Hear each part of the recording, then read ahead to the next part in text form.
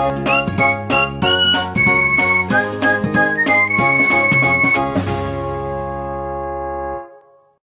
everyone, welcome to my channel Medico Prime Education।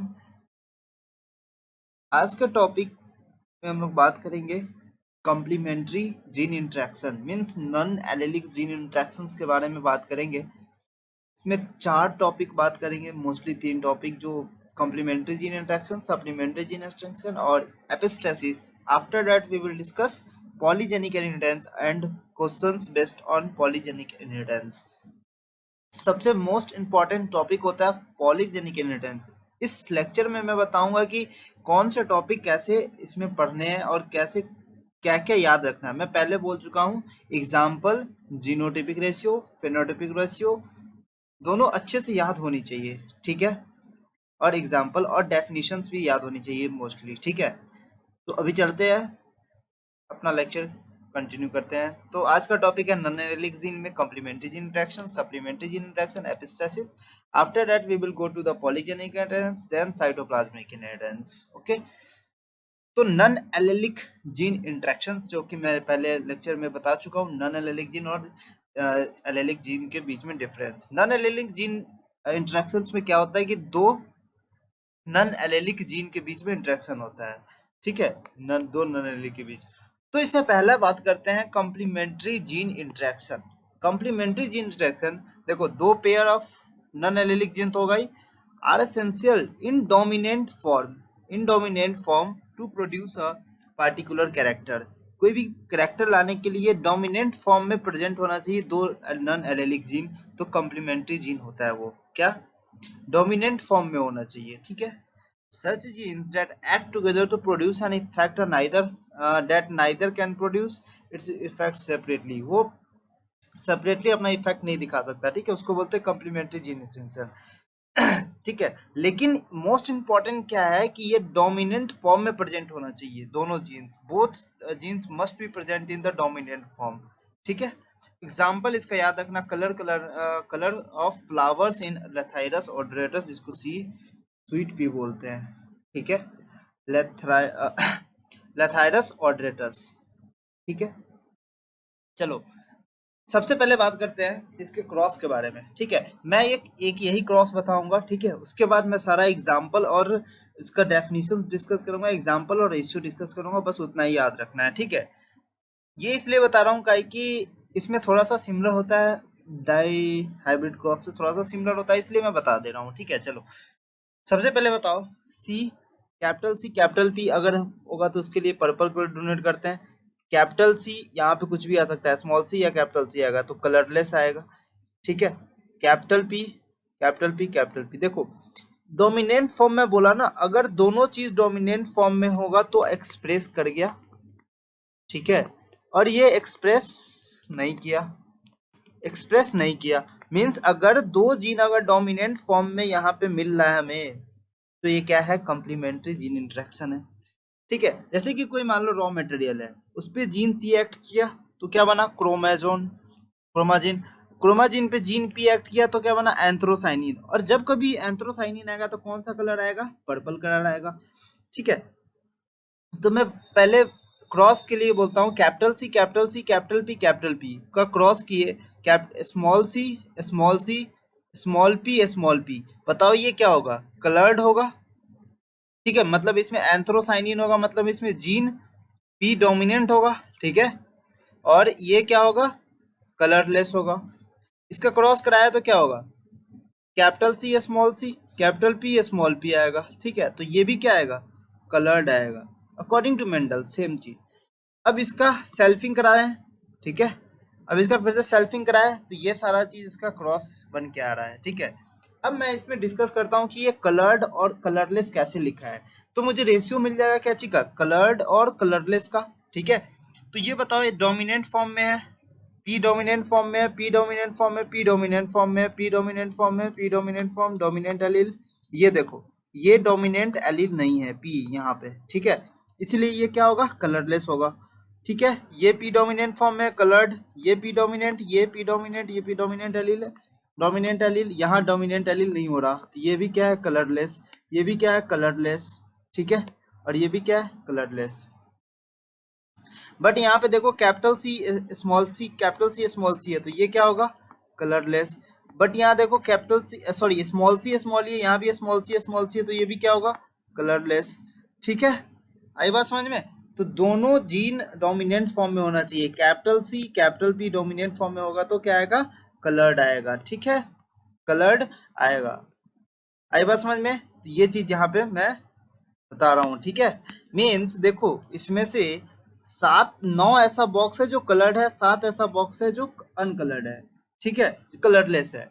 तो इसका ratio मैं क्या लिख सकता हूँ, देखो इसका रेशियो क्या होगा, 9:9:7। ठीक है, और जीनोटिपिक रेशियो क्या होगा, भाई साहब डायहाइब्रिड क्रॉस है तो जीनोटिपिक रेशियो भी क्या होगा, 1:2:1, 2:4:2 एंड 1:2:1। मैंने याद करने का तरीका भी बताया था। इसमें बस एक्स और वाई के जगह पे वो चेंज कर दो। ठीक है, वाई के जगह पे कुछ और ले लो और डब्ल्यू के जगह पे कुछ और ले लो, तो वो चीज़ चेंज कर दोगे। तो जैसे कि मैं बताऊं कि इनिशियल कैपिटल सी और यहाँ पे कैपिटल पी ऐसे करके लेते थे। ठीक है, capital P small c small P, इस तरह से करेंगे 1:2:1, इस तरह से सारा रेशियो मैंने बताया था। ठीक है, इस तरह से भी करोगे तो किस रेशियो में क्या फिट होगा तो आ जाएगा। तो डाईहाइब्रिड क्रॉस यहाँ भी आ रहा है, मोनोहाइब्रिड क्रॉस से हम लोग डाईहाइब्रिड का भी क्वेश्चन सॉल्व करने का मैं तरीका बताया हूँ, सारा कुछ डिस्कस करूँगा क्वेश्चंस के साथ, बहुत सारे क्वेश्चन। वो वीडियो देखना, बहुत ही अच्छा वीडियो है और बहुत अच्छे तरह से मैं समझाऊँ कि किस तरह से क्वेश्चन प्रैक्टिस और अप्रोच करते हैं। ठीक है, तो अगर कुछ डाउट आ रहा है तो उसमें जाके देखना। ठीक है, चलो। तो अब याद क्या रखना है, याद ये रखना है कि both gene act together and produce effect separately. और जीन क्या होता है, डोमिनेंट फॉर्म में प्रेजेंट होगा, द मतलब कलर अपीयर हो रहा है, मींस वो कॉम्प्लीमेंट्री जीन है। ठीक है, इसका फिनोटिपिक रेशियो क्या है, कलर्ड और कलरलेस का 9:7, जीनोटिपिक रेशियो 1:2:1:2 सॉरी 2:4:1:2। ठीक है, और सप्लीमेंट्री जीन का जीन इंटरेक्शन का एग्जांपल क्या होता है, coat colour in the mice. और फिनोटिपिक रेशियो क्या होता है, agouti black albino 9:3:4। Direct ratio पूछता है एग्जाम में, इसलिए ज्यादा ध्यान नहीं लगाना। ठीक है, चलो। अब है एपिस्टेसिस। एपिस्टेसिस का डेफिनेशन हमेशा पूछते हैं। दो चीज आता है, एक एपिस्टैटिक जीन, ठीक है, हाइपोस्टैटिक जीन, दो चीज। ठीक है, तो सबसे पहले बताओ कि एपिस्टेसिस का डेफिनेशन, जब एक जीन मास्क करता है, मीन्स सप्रेस करता है दूसरे नॉन एलेलिक जीन के एक्सप्रेशन को। क्या बोला, एक जीन दूसरे नॉन एलेलिक जीन को सप्रेस करता है, इस प्रोसेस को क्या बोलते हैं, एपिस्टेसिस। और जो जीन सप्रेस हो जाता है, ठीक है, जो जीन सप्रेस हो जाता है या मास्क्ड हो जाता है उसको बोलते हैं हाइपोस्टैटिक जीन। और जो सप्रेस कर देता है दूसरे को, वह जीन को बोलते हैं एपिस्टैटिक जीन। ठीक है, जो होता है वो हाइपोस्टैटिक जीन और जो सप्रेस करता है वो एपिस्टैटिक जीन। ठीक है, when the gene prevents the expression of another non-allelic gene, then it is known as epistatic gene, and the phenomena is known as epistasis. ठीक है, gene which inhibit the expression of another non-allelic gene is called epistatic gene। जो दूसरे non allelic gene को mask कर देता है, mask inhibit करता है या मास्क करता है या सप्रेस करता है, एक ही बात है। ठीक है, उसको बोलते हैं epistatic gene. And expression of the gene which is suppressed by the epistatic gene, और जो एपिस्टैटिक जीन से जो सप्रेस हो जाता है वो उसको बोलते हैं हाइपोस्टैटिक जीन। दो तरह के होते हैं, dominant epistasis and recessive epistasis. ठीक है, डोमिनेंट एपिस्टेसिस, इसका एग्जांपल याद रखो। ठीक है, तो एपिस्टेसिस का ये याद रखो इसको, ठीक है, जो मैंने लिखा हो। और रेसेसिव एपिस्टेसिस का बात करें तो इसका एग्जांपल है माइस बॉडी कलर। इसका फिनोटिपिक रेशियो अगौटी ब्लैक और अल्बिनो सेम इज टू 9:3:4। देखो एक चीज तुम कॉमन यहाँ पे देख रहे होगे, पहले था कॉम्प्लीमेंट्री में 9:7, अब सप्लीमेंट्री आया 9:3:4 आया। मैं सीक्वेंस देखो ऐसे याद रखना। ठीक है, अब जब रेसेसिव एलील का बात करेंगे तो 9:3:4 मीन्स रेसेसिव एलील और सप्लीमेंट्री जीन इंटरेक्शन का रेशियो सेम है। ठीक है, मतलब उसमें माइस कोट कलर बॉडी कलर का था, लेकिन दोनों में सेम है, एग्जाम्पल भी दोनों में सेम है। सप्लीमेंट्री का ये सप्लीमेंट्री, ठीक है, और ये रेसेसिव एपिस्टेसिस क्या ये रेसेसिव एपिस्टेसिस। तो दोनों का एग्जांपल सेम है और रेशियो सेम है। ये है कॉम्प्लीमेंट्री जीन इंटरेक्शन, ठीक है। और डोमिनेंट का बात करें तो डोमिनेंट सबसे अलग है। क्या करना है डोमिनेंट के बारे में? फिनोटिपिक रेशियो, इसका दो एग्जांपल है डोमिनेंट एपिस्टेसिस का। Fruit colour in the Cucurbita, pepo means summer squash, fruit colour in summer squash. Phenotypic ratio white, yellow और ग्रीन का जो फिनोटिपिक रेशियो 12:3:1, ठीक है। और same is the phenotypic ratio white, black और brown 12:3:1। तो phenotypic ratio क्या हो गया? 12:3:1। एक बार फिर से कॉम्प्लीमेंट्री जीन इंटरेक्शन का एग्जांपल रेशियो 9:, क्या था, 9:7, ठीक है। सप्लीमेंट्री का 9:3:4, ठीक है। और सप्लीमेंट्री और रेसेसिव का सेम था तो 9:3:4। और डोमिनेंट एपिस्टेसिस का क्या था? 12:3:1, ठीक है। एक चीज याद रखो, इस दोनों को जोड़ देगा तो 12 आ जाएगा। तो ऐसे याद रखो, ये सीक्वेंस याद रखना, ठीक है। एक तरह से तरीका मैं बता दिया हूँ कैसे याद रखना है। सबसे पहले कॉम्प्लीमेंट्री, उसके बाद सप्लीमेंट्री, ठीक है, उसके बाद रेसेसिव एपिस्टेसिस, उसके बाद डोमिनेंट एपिस्टेसिस, ठीक है। कैसे याद रखना, इस दोनों को जोड़ दो, अरे ठीक है, और जितना जोड़ा है उसको 3 से घटा दो। तो जिसको जोड़ा है उस इसको एक में जोड़ दो, इसको एक घटा दो। अरे सिंपल सी बात है। 9:3:4 तो तुम्हें पता है ये सप्लीमेंट्री का होता है, रेसेसिव एपिस्टेसिस का होता है। इस दोनों को जोड़ दो और इसको इसमें से घटा दो, क्या आ जाएगा? 12:1, ठीक है। और 3 तो रहेगा ही बीच में, क्योंकि 3 कांड किया सारा, तो वो बीच में ही रहेगा, ठीक है। तो 3 तो रहेगा ही, लास्ट में 1, ठीक है बात। तो ऐसे इसको याद रखने का तरीका मैं बता दिया, ठीक है। डोमिनेंट एपिस्टेसिस खत्म होता है इससे, ठीक है। एग्जाम्पल याद रखना है। और तुम क्या करना, सारे जो जितने भी complementary gene reaction, supplementary gene reaction, जितने भी एलेलिक या नॉन एलेलिक जीन रिएक्शन है, सबको एक चार्ट में याद कर लेना और उसको एक चार्ट बना लेना। जैसे कि ऐसे देखो, जैसे कि एलेलिक जीन इंटरेक्शन है, ठीक है, और नॉन एलेलिक है। नॉन एलेलिक है, दोनों को बीच में एलेलिक जीन इंटरेक्शन में कौन कौन आता था? डोमिनेंस, ठीक है, कोडोमिनेंस, इनकम्प्लीट डोमिनेंस, ठीक है, ये सारा चीज आता था। और नॉन एलेलिक जीन में कॉम्प्लीमेंट्री जीन इंटरेक्शन, उसका एग्जांपल याद लिख लेना, और सप्लीमेंट्री उसका एग्जांपल लिख लेना, और एपिस्टेसिस उसका एग्जांपल लिख के सबका रेशियो लिख लेना, और एक दो बार पढ़ना याद हो जाएगा, ठीक है बात। ऐसे याद रखते हैं हम लोग। अब मेन चलते हैं पॉलीजेनिक इनहेरिटेंस, जिसको बोलते हैं क्वांटिटेटिव इनहेरिटेंस। क्या बोलते हैं? Quantitative inheritance. First of all, what is polygenic inheritance? देखो, एक चीज तो है कि पॉलीजेनिक इनहेरिटेंस में होता है कि पॉलीजीन मींस एक से ज्यादा, दो से ज्यादा कोई जीन होगा, ठीक है। नॉन एलेलिक जीन, कौन सा जीन? नॉन एलेलिक जीन, 2 और more than 2 non allelic gene, जो कि क्या रेगुलेट करता है? एक करेक्टर को रेगुलेट करता है, ठीक है। और वो करेक्टर कौन होता है? क्वांटिटेटिव करेक्टर होता है, मींस क्वांटिटेटिव करेक्टर होता है। इसी को बोलते हैं मल्टीपल जीन इंटरेक्शन, सेम चीज है, ठीक है। तो बताओ, ये पॉलीजेनिक इनहेरिटेंस है, ठीक है। सबसे पहले polygenic inheritance, father of polygenic inheritance किसको बोलते हैं? जे कॉलरेंटर, ठीक है। तो भाई मेंडल ने क्या किया था कि अल्टरनेट एक फ्लावर कलर लिया जिसका या तो पर्पल था या तो व्हाइट था, ठीक है।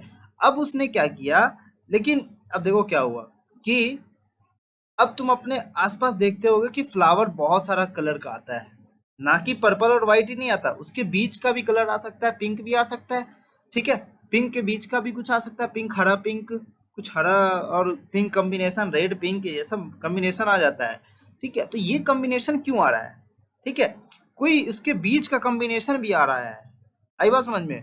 जैसे कि ह्यूमन में बात करें कि या तो टॉल होता है या तो शॉर्ट होता है, ठीक है। तो या तो टॉल आता है, बट एक पॉसिबल रेंज का जो हाइट होता है वो भी दिखाई देता है, ठीक है। एक रेंज दिखाई देता है, बट एक रेंज के बीच का जो हाइट होता है, जैसे कि कोई छोटा है कोई बड़ा है, लेकिन जो ज्यादा बड़ा है और जो सबसे ज्यादा छोटा है उसके बीच का जो मीडियम साइज भी हाइट होता है ना, इंटरमीडिएट हाइट बोल सकते हैं उसको, ठीक है।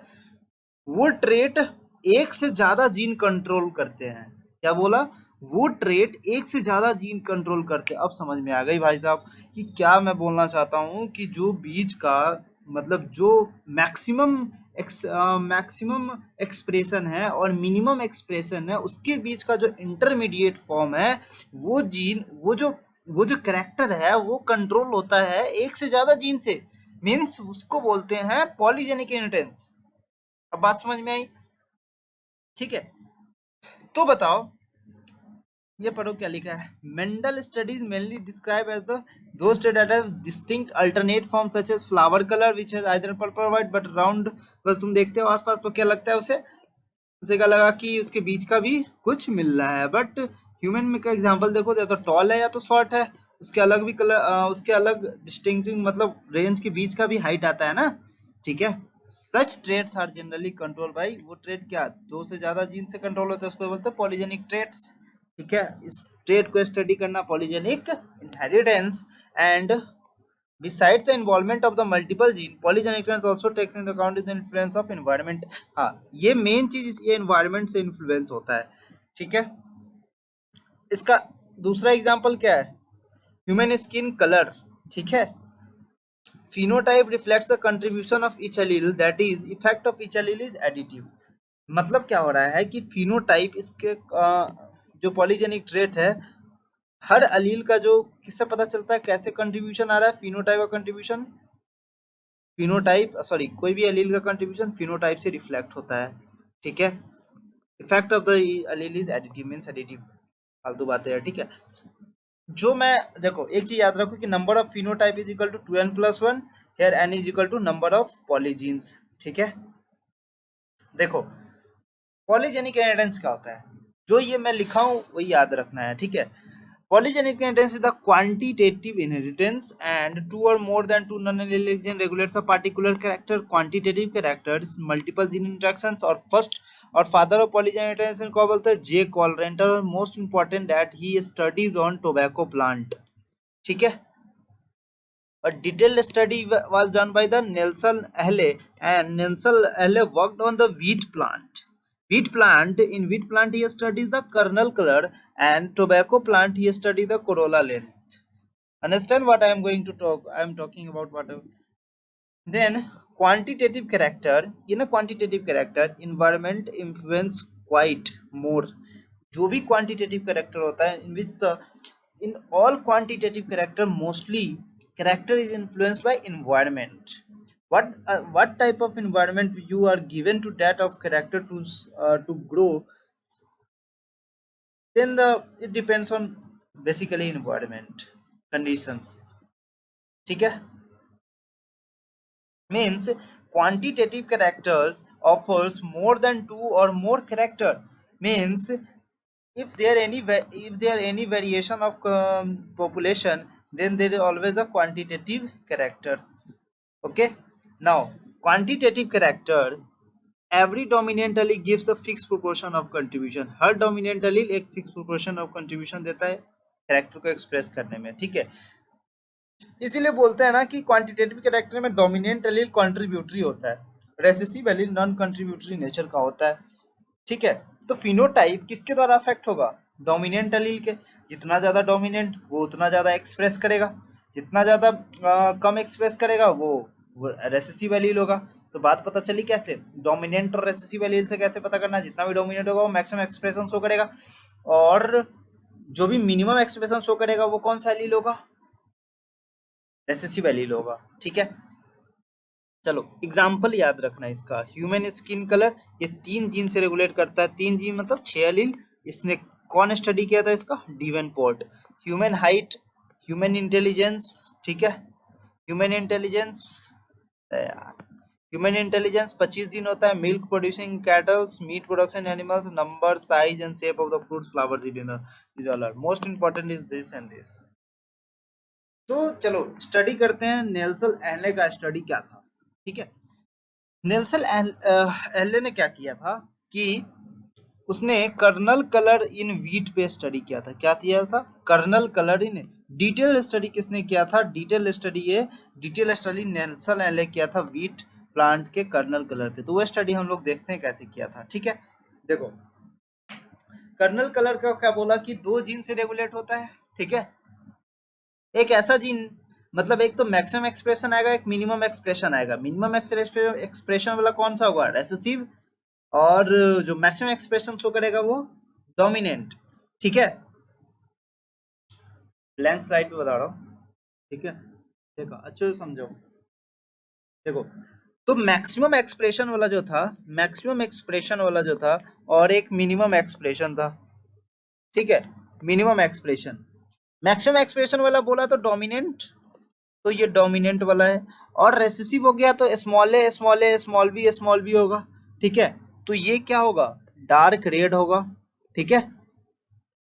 भाई उसने स्टडी कर रहा था कि kernel colour in the wheat, तो एक तो डार्क रेड था और एक मिनिमम एक्सप्रेशन वाला क्या होगा, व्हाइट। बताओ इसका क्रॉस कराने के बाद, अब ये क्रॉस तो आता है भाई, monohybrid dihybrid cross है, कैपिटल ए स्मॉल है, कैपिटल बी स्मॉल बी, ठीक है। ये इंटरमीडिएट रेड आया, क्या आया, अभी पता नहीं ना कौन सा रेड है, बट इस दोनों के बीच का कोई रेड है, ठीक है। इस दोनों के बीच का कोई ट्रेट आएगा इंटरमीडिएट, ठीक है। इंटरमीडिएट रेड इसको बोल दिया। इसका इनब्रीडिंग कराएंगे तो क्या होगा, इसका इस इनब्रीडिंग कराएंगे तो वही चेकर बोर्ड बनाओ, ठीक है। कितने चेकर बोर्ड बनेंगे, एक दो तीन चार, इधर चार इधर, तो इसका चेकर बोर्ड बनाओगे, इसका क्या ए बी, बताया था ना, ये सेम डाई हाइब्रिड क्रॉस की तरह ही है, ठीक है। इसमें कोई टेंशन लेने वाली बात नहीं है। Small A capital B, small B, same तरह से capital B capital A small A capital B small B, तो इस तरह से चोकर बोर्ड बना के हम लोग फिल करते हैं, ठीक है। तो मुझे बताओ जो मैक्सिमम एक्सप्रेशन शो कर रहे हैं ये डोमिनेंट एलील है, कैपिटल ए कैपिटल बी, और जो रेसेसिव वाला था जो मोस्टली होमोजाइगस था, all are in homozygous, small b था, ठीक है। तो ये क्या था, प्योर होमोजाइगस था ना इस लाइन में, ठीक है। ऐसे इसको फिल करोगे तो पता चलेगा। तो ये F2 जनरेशन है और ये F1 जनरेशन में आ रहा है, ठीक है। तो फॉर्मूला भी सेम अप्लाई हो रहा है कि मतलब हमने देखा कि अगर डोमिनेंट एलील का बात करें, मींस अगर इसको कंपेयर करोगे होल को तो तुम्हें पता चलेगा कि चार डोमिनेंट एलील है, चार डोमिनेंट एलील, ठीक है। और उसका फिनोटाइप है, ठीक है, इसका फिनोटाइप है डार्क रेड, ठीक है। उसके बाद तीन डोमिनेंट एलील आया, दो डोमिनेंट एक और जीरो, ठीक है, ऐसे करके। फिर इसके बाद आया लाइट रेड, उसका दिखाई दिया जब दो आया, टू आया, तो इंटरमीडिएट रेड आया, ठीक है। जब वेरी लाइट आया, वेरी लाइट रेड आया, वेरी लाइट रेड आया तो कितना आया, वन आया, और जब कुछ नहीं आया जीरो, अगर डोमिनेंट एलील आएगा तो वाइट है। देखो ऑब्जर्व करना कि क्या हो रहा है, कितना था, 16 था, ठीक है। कैसे पता भाई 16 ही आएगा, तो मुझे बताओ कि ये डायहाइब्रिड क्रॉस है तो इसमें बॉक्स कितना बनता था, डायहाइब्रिड क्रॉस में 16 ही बॉक्स बनता था ना, ठीक है। तो देखो 16 अपॉन, अच्छा जाइगोटिक कॉम्बिनेशन का फॉर्मूला क्या होता है, जाइगोटिक कॉम्बिनेशन का फॉर्मूला 4 की पावर n, इसका जाइगोटिक कॉम्बिनेशन कितना आएगा, दो अगर है, n की power n is equal to 2 है, तो जाइगोटिक कॉम्बिनेशन कितना आएगा, अबे सब फॉर्मूला है, सब बताया हूँ तुम्हें। जाइगोटिक कॉम्बिनेशन कितना आएगा, 4 की पावर 2 मतलब 16 आएगा, 16 ही तो जाइगोटिक कॉम्बिनेशन आ रहा है, 16 अपॉन 16 ये 0/16, सॉरी ये कितना है पेरेंटल, 1/16, ठीक है। और ये कितने हैं, 4/16, 6/16 आया था, और ये सॉरी ये कितना आया था, 4, अरे यार ये तो छूट ही गया,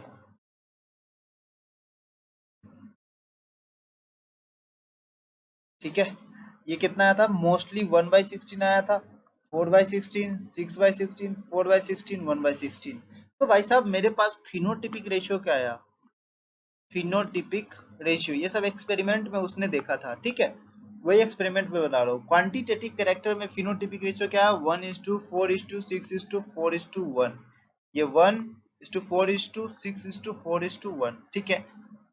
तो बताओ ये मैक्सिमम एक्सप्रेशन कब आता है, देखो मैक्सिमम एक्सप्रेशन कब आ रहा है, जब यहाँ पे मैक्सिमम एक्सप्रेशन आ रहा है और यहाँ पे मिनिमम एक्सप्रेशन आ रहा है, ठीक है, और दोनों का जो कॉम्बिनेशन है, मीन्स दोनों का जो ये क्या है, ये पेरेंटल टाइप है, क्या है, ये पेरेंटल है। तो मैक्सिमम एक्सप्रेशन और मिनिमम एक्सप्रेशन वाला क्या होता है, पेरेंटल टाइप। ये दोनों और ये दोनों ही क्या है, पेरेंटल टाइप है। तो इसका कॉम्बिनेशन क्या है, एक है 16 में, इसको क्या बोल सकते हैं 1/16, दूसरा क्या बोल सकते हैं 1/16 है। तो ऐसे इसको कंबाइन करके चलना पड़ता है। मैं इसलिए बता रहा हूँ क्योंकि इस पे बेस्ट क्वेश्चंस आज मैं डिस्कस करूंगा, इस पे नेक्स्ट लेक्चर में डिस्कस करूंगा, ठीक है। तो बताओ, देखो ये सारा चीज समझ में आया, same as dihybrid cross, but what you have to conclude that here, this is the conclusion you have to remember, and this is the type total phenotype, total number of phenotype 2n plus 1, n is equal to number of gene, ठीक है। Type of phenotype का बात करें यहाँ पे, n is equal to number of gene, इसमें number of gene कितना है, 2 जीन से रेगुलेट कर रहा है, यहाँ 2 जीन से रेगुलेट कर रहा है, तो 2 की पावर 2 इंटू यहाँ पे 2 पुट करो और 5 आ गया। तो टाइप ऑफ फिनोटाइप कितने तरह के आ रहा है, 5, 1 2 3 4 5, आई बात समझ में। जीनोटाइप कितने आ रहे हैं, 9 आएंगे जीनोटाइप, ठीक है। टाइप ऑफ जाइगोटिक कॉम्बिनेशन 4 की पावर 2 16, ठीक है। तो ये पहला वाला और दूसरा वाला 1/16 क्या आ गया, पेरेंटल टाइप आ गया, ठीक है। तो मतलब जो सबसे ज्यादा कहने का इतना सारा मतलब है कि जो भी एलील होते हैं, जो भी डोमिनेंट एलील होते हैं, वो मैक्सिमम एक्सप्रेशन देते हैं, और जो और मैक्सिमम फ्रीक्वेंसी का प्रेजेंट होता है। दो चीज यहाँ पे याद रखना कि मैक्सिमम एक्सप्रेशन और मैक्सिमम फ्रीक्वेंसी।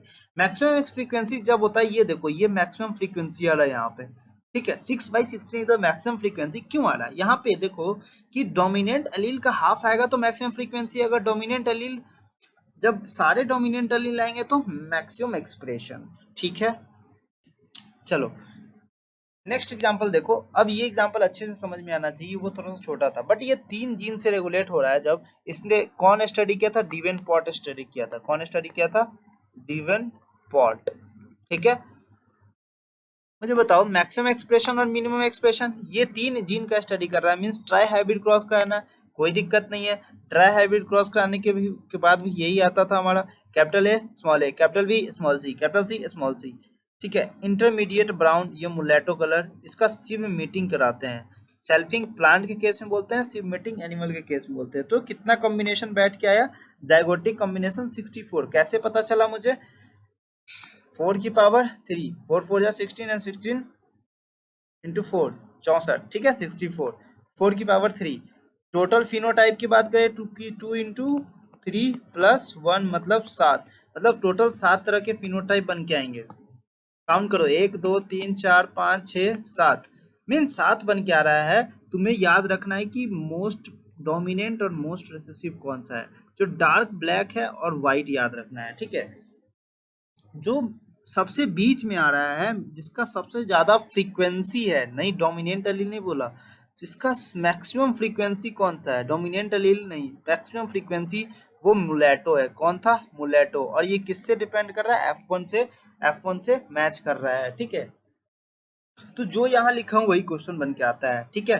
तो बताओ ह्यूमन स्केलिकरण में फिनोटिपिक रेशियो क्या आएगा, 1:6:15:20:15:15:1, 15:6, देखो इतना याद रखो, 20 फिर 15:6:1, सेम चीज, लेफ्ट और राइट हैंड से बीच में 20 याद रखो, लेफ्ट और राइट सेम, ठीक है। सेम इसी तरह यहाँ पे भी सेम है ना, कहाँ गया, इतना याद रखो, लेफ्ट राइट और सेम, ठीक है।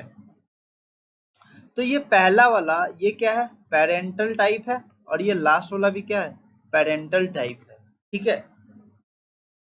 और इसका जब ग्राफिकल रिप्रेजेंटेशन जब शो करते हैं तो ये बन के आता है, ठीक है। एक बार फ्रीक्वेंसी 6:6/64, 15/64, फिर 20/64, यहाँ पे ये मैक्सिमम फ्रीक्वेंसी आ रहा है, ठीक है। यहाँ पे ये मैक्सिमम फ्रीक्वेंसी शो हो रहा है। अच्छा ग्राफ क्या आता है, बेल शेप्ड कर्व आता है, ठीक है। मोस्ट इंपॉर्टेंट डायरेक्ट पूछता है बेल शेप्ड कर्व। चलो अब न्यूमेरिकल कैसे आते हैं इस पे, न्यूमेरिकल के लिए 2 फॉर्मूला, बस काम समाप्त, ठीक है। एक न्यूमेरिकल वो आता है जो डायरेक्ट तुम्हें वो देखना के लिए मिलेगा, मैं अगले लेक्चर में न्यूमेरिकल इसका डिस्कस करूंगा, और साइटोप्लाज्मिक इनहेरिटेंस भी अगले लेक्चर में अच्छे से बता रहा हूँ। ठीक है, अभी इस लेक्चर में बस फॉर्मूला तक ही बताऊंगा। ठीक है, चलो देखो तो, देखो सबसे पहले पहला फॉर्मूला तो ये याद रखना, और दूसरा फॉर्मूला ये, पहला ये है कि contribution of each dominant allele का कंट्रीब्यूशन फाइंड करना है। कैसे? हर डोमिनेंट एलील का कंट्रीब्यूशन फाइंड करने के लिए मैक्सिमम माइनस मिनिमम अपन डोमिनेंट एलील, क्या बोला, मैक्सिमम माइनस मिनिमम अपन डोमिनेंट एलील, मतलब जो ज्यादा मैक्सिमम एक्सप्रेशन शो कर रहा है, मैक्सिमम एक्सप्रेशन कौन शो करेगा, बाई डोमिनेंट एलील। तो भाई साहब फ्रीक्वेंसी दिया रहेगा डोमिनेंट एलील का, और ये रेसेसिव एलील है, तो recessive allele minimum expression show करता है, तो रेसेसिव एलील के द्वारा उसका फ्रीक्वेंसी कुछ दिया रहेगा। ठीक है, तो वैसे हम लोग को लेके चलना है। Number of dominant allele find कर लेंगे, देख लेंगे। ठीक है, और बताओ phenotypic ratio, phenotype of given genotype, total number of phenotype of given minimum expression, minimum expression यहाँ जो वैल्यू यहाँ पुट किए थे वो मिनिमम एक्सप्रेशन यहाँ पे आ जाएगा, और कंट्रीब्यूशन ऑफ ईच जो यहाँ से फाइंड किए तो यहाँ पुट कर देना ईच डोमिनेंट एलील, और नंबर ऑफ डोमिनेंट एलील ये वाला यहाँ पे। तो सेम बात है यार, एक चीज पता करना चाहिए, दो चीज पता होना चाहिए, मैक्सिमम और मिनिमम एक्सप्रेशन वाला। ठीक है, और उससे ये फाइंड हो जाएगा contribution of each dominant allele, total number dominant allele direct दिखता है क्वेश्चन में। ठीक है, तो ऐसे हम लोग देखते हैं। ठीक है, जैसे कि कोई क्वेश्चन में बोलेगा कि तुम्हें मैक्सिमम फ्रूट वेट दिया हुआ है, चलो एक क्वेश्चन डिस्कस करता हूँ। मैक्सिमम फ्रूट वेट अगर दिया हुआ है कितना, अगर मान लो 100 kg दिया हो, 100 ग्राम दिया है, ठीक है, और उसका मिनिमम वेट दिया है, मिनिमम वेट कितना दे रहा है, 20 ग्राम दे रहा है मान लो। ठीक है, तो मैं देखो यहाँ पे डायरेक्ट 100 लिया हूँ, डायरेक्ट 20 लिया हूँ, तो मिनिमम वेट इसके बीच में 80 भी आ सकता है, 60 भी आ सकता है, 50 भी आ सकता है। ठीक है, एक चीज, तो हर डोमिनेंट एलील का कंट्रीब्यूशन फाइंड करना है, तो तुम्हें क्या फाइंड करना है, contribution of each dominant allele, ये फाइंड करना है। तो बताओ फॉर्मूला क्या है, maximum expression minus minimum expression और total number of dominant allele. तो मैक्सिमम एक्सप्रेशन कितना है, अरे यार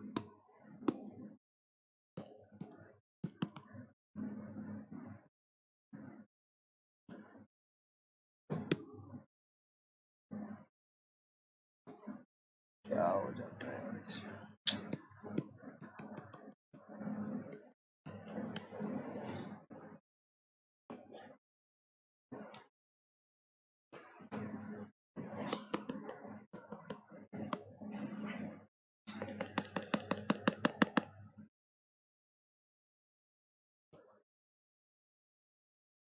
चलो यार, ये क्वेश्चन हम लोग डिस्कस करेंगे नेक्स्ट लेक्चर में अच्छे से। ठीक है, ये फॉर्मूला मैं फिर से बताऊंगा, अभी ये थोड़ा सा प्रॉब्लम आ रहा है इसमें। ठीक है, तो यार जैसे जैसे सीक्वेंस बता रहा हूँ वैसे वैसे फॉलो करना, बहुत ही अच्छा हो जाएगा सारा कॉन्सेप्ट, और तुम्हें क्वेश्चन करने के तरीके भी आ जाएंगे धीरे धीरे, और सारा क्वेश्चंस बन जाएगा। ठीक है, अपने जो भी मॉड्यूल सॉल्व करते हैं जो भी इंस्टीट्यूट का, वो अपने सॉल्व करना और ट्राई करना क्वेश्चंस बनाने का। ठीक है, लास्ट के लेक्चर में सारा क्वेश्चंस मैं लेके आऊंगा, और हर क्वेश्चन को डिस्कस तो वैसे कर ही रहा हूँ, हर न्यूमेरिकल, तो एक बार फिर से प्रीवियस ईयर क्वेश्चंस भी डिस्कस करूंगा लास्ट में। ठीक है, अगर चैप्टर समाप्त हो जाए तो उसके बाद। ठीक है, तब तक के लिए मिलते हैं नेक्स्ट वीडियो में। Okay, bye, take care, have a nice day.